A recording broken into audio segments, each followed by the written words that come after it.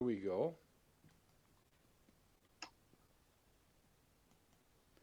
And we are live. And I'm Mel Rosenberg, host of the Children's Literature Channel for NBN, the New Books Network. And this week I have a special guest, PJ McIlvaine, who just informed me that she has a new book out, surprisingly, this week, a middle grade book. PJ, welcome to the show. Oh, thank you for having me. I'm Can very you hear pleased me? to be here. I hear you. Do you hear me? Yes. So tell us about this surprise. Most of us wait years for books to come out. And What happened? I've been waiting years too, trust me. Well, I would say it was a very serendipity uh, events. Basically, I pitched the book, which is a middle grade supernatural historical mystery, and I pitched it at a pitch party on Twitter in October. Nothing happened. I figured, okay, I did my best. And then about a month or so later, I got a letter from the publisher who was interested saying, please send me the first opening pages and the synopsis, which is pretty regular. And I did. And again, I thought no more about it. I was busy with other things in writing. And then a month after that, December, he said, please send me the entire book. So I did. Christmas came along, didn't think any more of it. And then New Year's Day, I got the letter, can we set up the Zoom meeting? And we went from a Zoom meeting shortly after that to now we are in pre-order for the book. So it went very fast, roughly about a month to 2 months it took. So a digital copy of the book is Yes, now it's for sale. only Is now available for sale.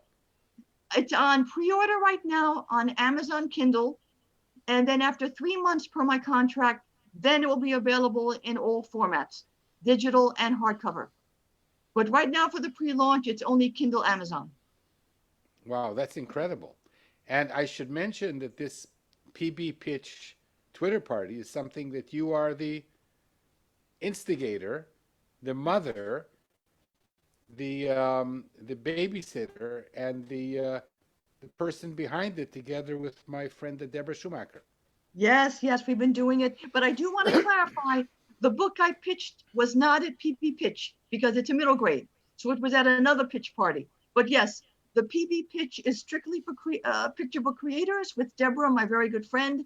And we've had great success with it. We've made quite a few deals, agent matches and publisher books. Yep. So we're very pleased with that. So that's wonderful.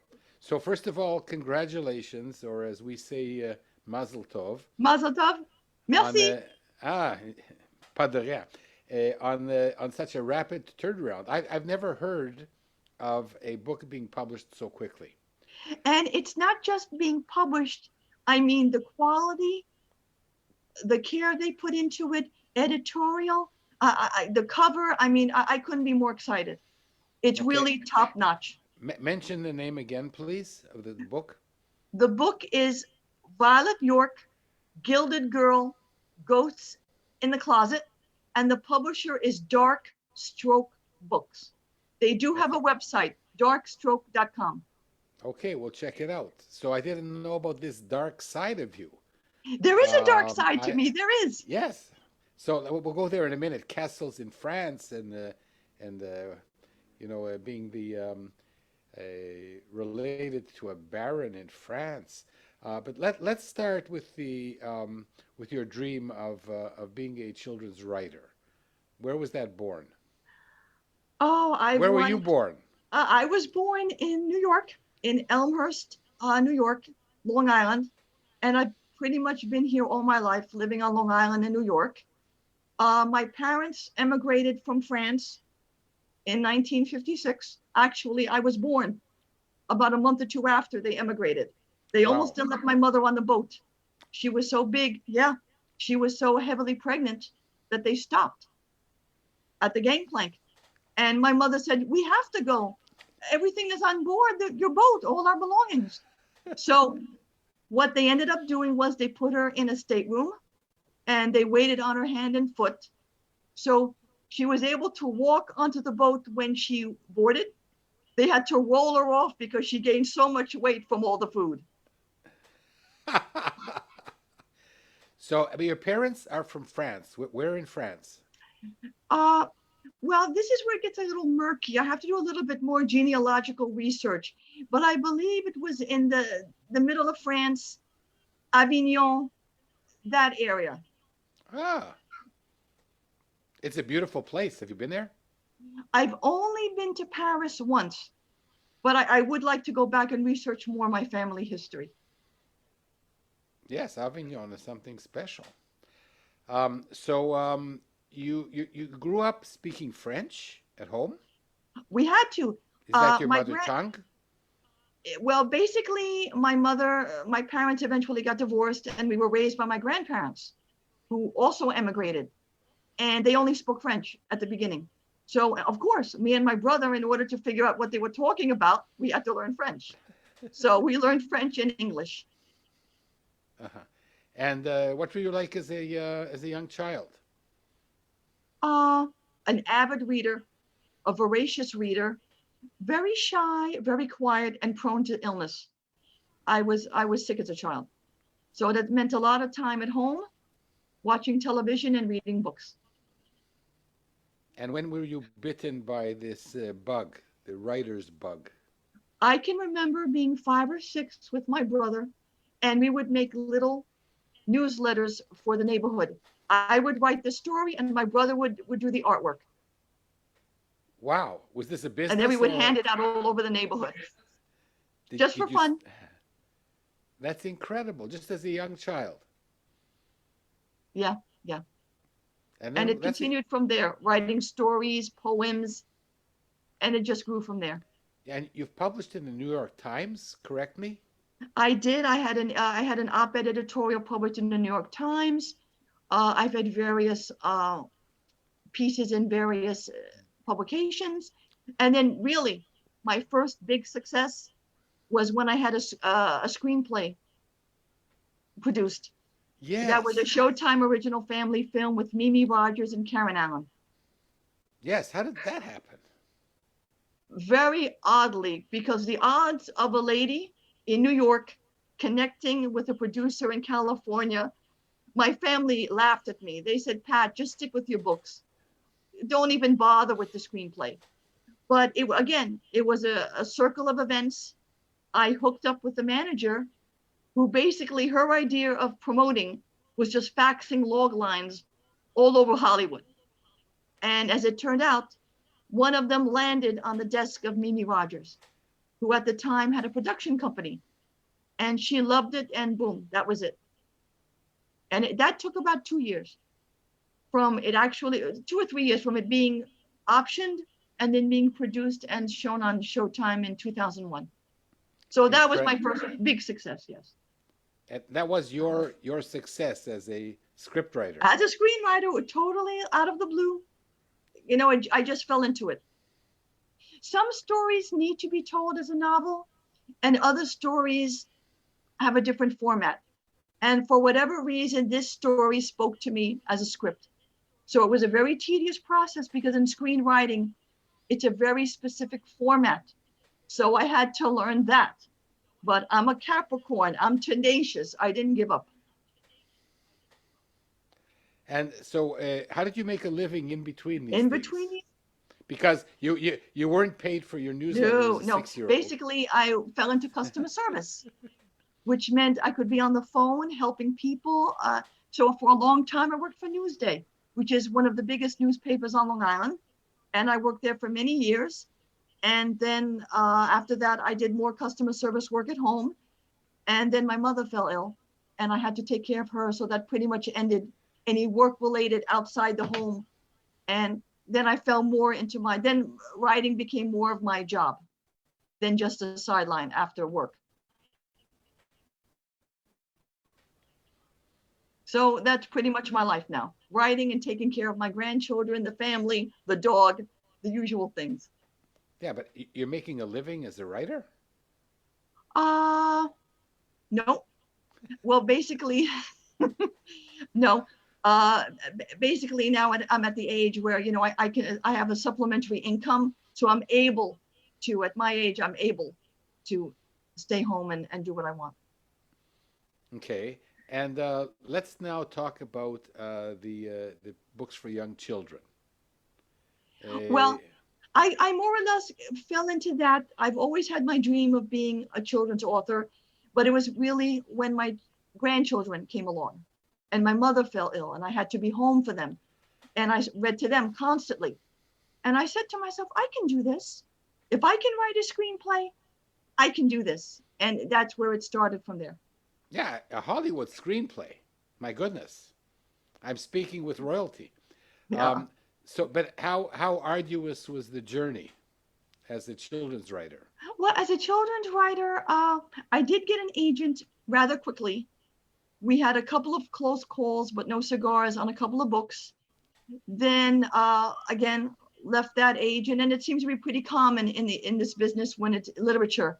You know, maybe one agent will work for a little while, and then you part and you find another one.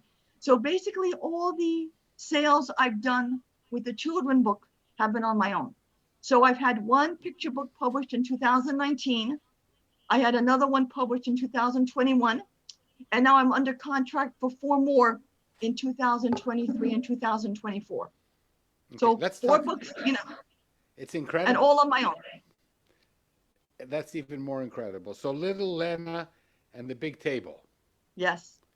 That's a very lovely book.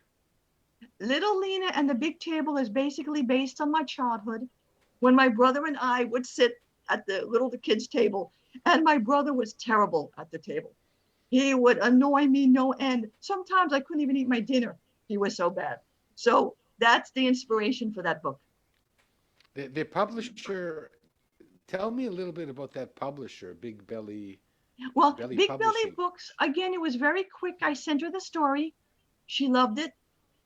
Editorially, we went back and forth. And then again, it would, I think it only took maybe 8 or 9 months for that one to be published in digital and hardcover.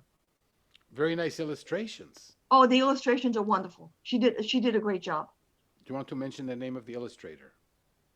Uh, you caught me off guard. Ah, I okay, forgot. I'm okay. sorry. We'll add it later. Yep. But And she did a wonderful job, and she's very prolific. I mean, I couldn't ask for a better illustrator. yes, and but the publisher is a little weird. Most of the books are written by one lady.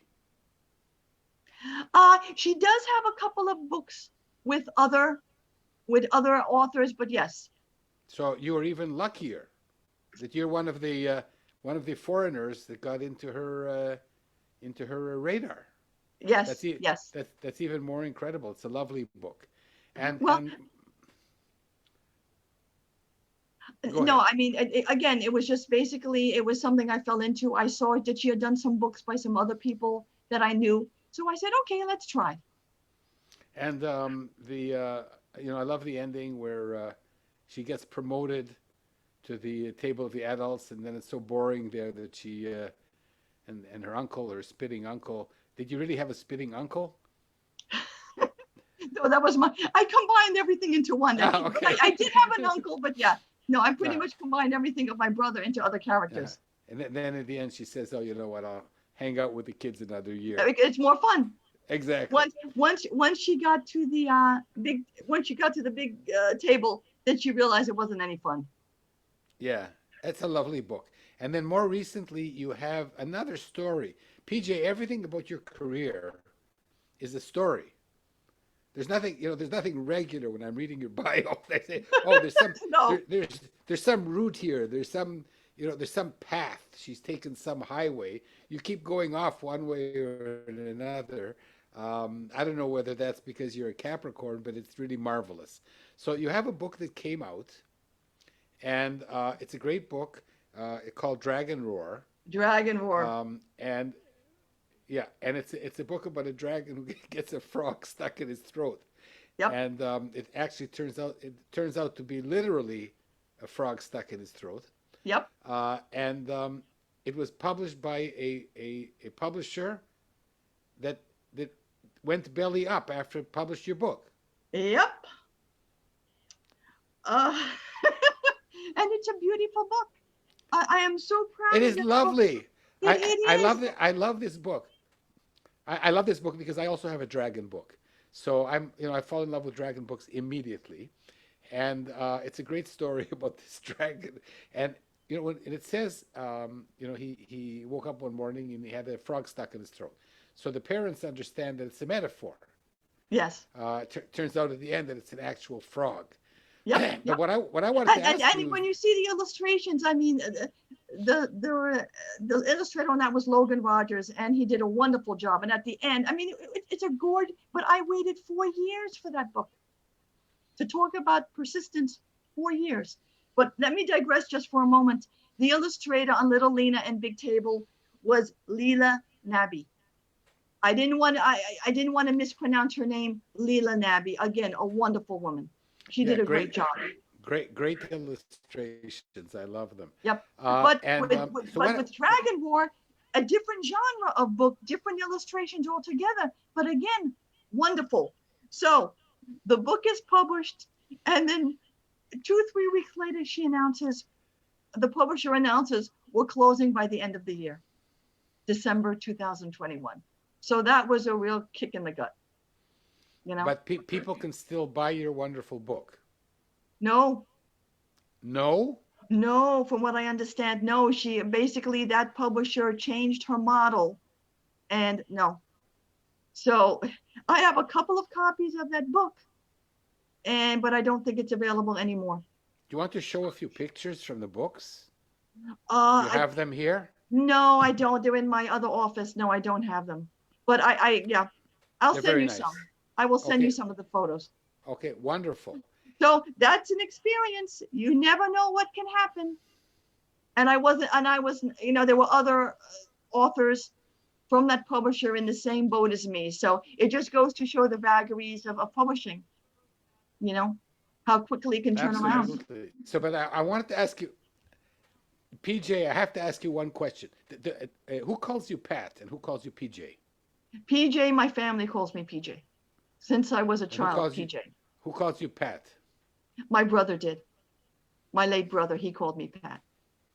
Okay, what do you prefer to be called? PJ. PJ, yeah. Yep. Okay, so there's a whole library named after you called PJ Library. That's a joke. So I love the story with the dragon, but I have one question that's been bothering me. Sure. Like when you say, the dragon had a frog stuck in his throat. So, all the adults know that this is a simile or a metaphor, or whatever. But when the kids read it, when you read it to the kids, do they understand that it's not to be taken literally at the beginning of the book, but rather at the end of the book? They understand. My grandchildren are all under 10 years of age. So they understand to a point, but then when the frog comes out, it's like, ah! There was a frog. It's a very optimistic book about this girl from the village that helps the dragon, even though he hasn't been a very good dragon to the village. No, he has not. He's terrorized the village and everybody in it. So is that you, the young woman in this story? I would be the one trying to help the dragon. I have a fondness for lost causes, so yes, that would be me. So now let's talk about your kindness to other writers. In this industry, you are considered one of the kindest people. Thank you. You spend a lot of time helping authors. You co-organize the PB Pitch, and PB Pitch, it has its fans and the detractors who say, there's thousands of people pitching and querying and. In the last one we had this past, we had over 5,000 pitches over the course of the event. That's a lot. It's a lot. There are a lot of people out there. Exactly. So, yeah. So there are over 5,000 pitches, okay? And sometimes the agents will stop by and give a heart to a pitch, and then sometimes that leads to an agent deal. Mhm. But basically, the detractors don't realize that these are the odds in the industry. Yes. That agents see thousands of pitches and manuscripts a year, I think even more since the pandemic, quite honestly. and they end up taking maybe two or three new clients a year Yeah.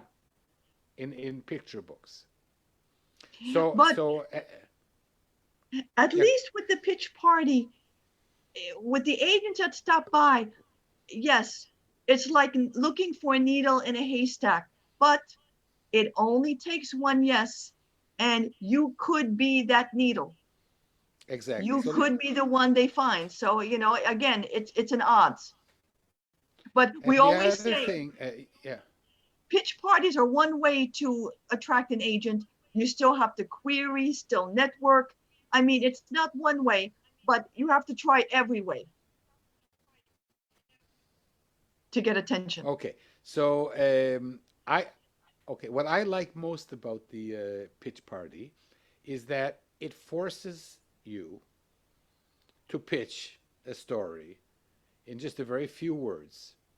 And every time I enter that, my writing gets better, my pitches get better, and it's possible that not even a single agent, saw the pitch because there's thousands of pitches.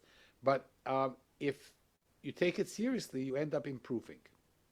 But PJ, let's talk about the odds again, right? So I interview on this show the fish that have succeeded, um, and it's 1 in 1,000. So do you think that authors realize that these are the odds? Because these are the odds. I think many realize that, but they think they will be the exception. They always think, and you have to have that kind of mindset. Because if I sat down and said to myself, well, PJ, you're a married woman in New York, and you're trying to pitch this screenplay, why bother? When there were other writers in California who are closer, who can take the meetings, why bother? But you have to have the mindset, okay, you will get rejected. That's part of the game. But if you don't put your work out there, you don't have any chance at all. So that's what you need to do. You need to get over that reservation, that lack of self-confidence, and just say, you know what? You can do it. Because you can. But What's the yeah, worst thing that can happen is they say no. And then you try again. okay, but there's many writers, and I was among them for many years until I attended an SCBWI conference in New York, Mm. where I understood that I wasn't as good a writer as I thought I was, and That that happens to, even now, trust me, I still have imposter syndrome. I still don't think I'm a very good writer. So I think every writer goes through that. You realize, you know what, maybe but you need to, but if you're dedicated to it, it's like anything. The more you do it, the better you get at it. I really believe that. And over the course of time, if you're persistent and disciplined, you will become a better writer. You may not get published, but you will become a better writer. so there's lots of people that improve and improve and improve, and at the end of the day, Well, unfortunately, not everybody at the Olympics gets a gold medal. Not everybody's going to be in the top 10%. But even so, you still can find your niche and be happy with that. so those are very, very kind and wise words. Can you tell us a few things about the books that are coming out next year? Are they secret? Can you give us some idea? I can give you a general idea. Three of the books are going to be part of a monster creature series. Basically, all about monsters. So a creature series. That's pretty much it. So The three other three book, books.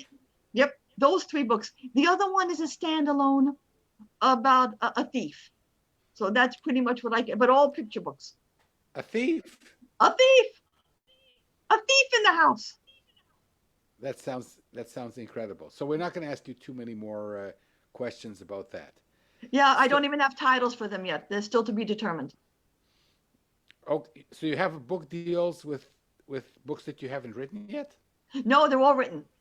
Ah, they don't have They're titles. all written. They have titles, but the publisher reserves the right to change the title. So Yeah. that's why I don't mention the title. Ah, okay. That's Yeah. fine. That's fine. And you did this by yourself without an agent. Yes. Do you recommend Basically, that? well, ideally, I'm still in the query trenches. I'm still trying to get an agent for my material, but I'm so prolific in picture books that at this point, I want to build my portfolio. I want to build my resume in that area. So I query. And if I feel the publisher is a good fit, they have a good track record, at that point, I'm inclined to do it. That's wonderful. So you send manuscripts directly to publishers. Yes, I query, depending on what the publisher wants, I may query first. And then if they reply, let me see more, then I'll send it. Sometimes they say, paste the manuscript in the email itself. So it really depends on the publisher. Sometimes there are still But publishers that's out there who incredible. want everything by snail. They still want it by regular mail. So you just have to go with the I, flow. I I wonder who those are. But PJ, this is incredible because we learn that you should get an agent, you should do everything by agents, and your success has come by perseverance, by improving your craft constantly, and by pitching directly to the publishers, which is not the common way to do it. Well, if you can't get in the front door, I say get in the back door or the window. So I'm not going to let that impede me. Would I love an agent? Of course I would. To get into the traditional houses, the bigger houses, yes, you need an agent. But at this point, as I said, I'm so prolific, I really just hate seeing these picture books just stay on my computer. So let's get them out there. Fantastic. Well, you're so bubbly. It's so wonderful to meet you. What advice do you have for people who are getting into the picture book writing? I would say business, but it's not a business. It's an anti-business, isn't it? I would say, first of all, don't do it. Don't do it if you think you're going to make a quick buck, because you won't. Read picture books, even if you don't read outside of your craft, middle grade, young adult picture book. Read good books, read bad books. That's how I learned screenplays. I would read screenplays on the computer, good ones, bad ones. And that's how I developed my craft in that. So it's the same thing in any discipline. You read the good and the bad and write every day. It's a discipline, even if it's only 5 minutes, even if it's only to write down an idea, a sentence, a paragraph.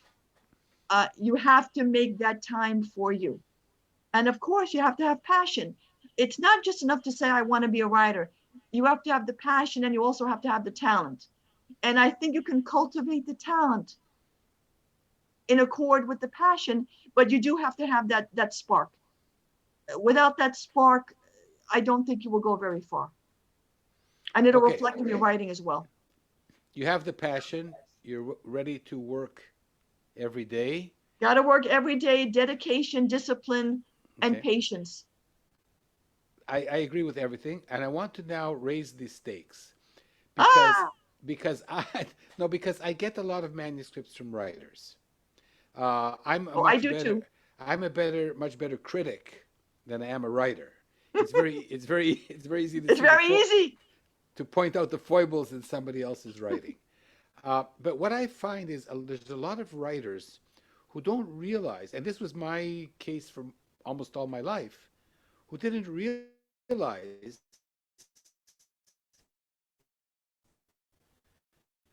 how much improving they still had to do.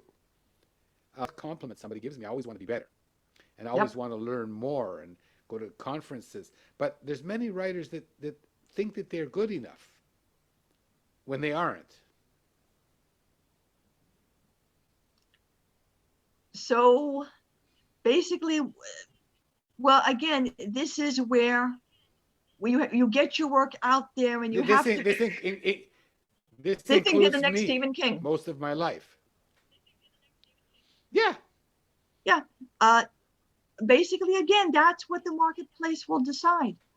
I mean, at some point, if you're doing this for 30, 40, 50 years and you're still getting rejected and passed over, then I would probably say maybe it's time to take a different approach, take a different tack. But So yeah, you have to be your own worst critic. There are some things I write that are terrible, that will never see the light of day. But at least I have the awareness to know that. this is something that takes a long time to It develop. takes a long time to develop, of course. So I want to summarize your tips. Passion, read a lot, write a lot, and never give up unless 30 Patience and years have gone persistence. by. Yep. After 30 years of rejection, PJ says, call it a day. So listen, At this is that point, maybe think about another career. exactly in your late 80s.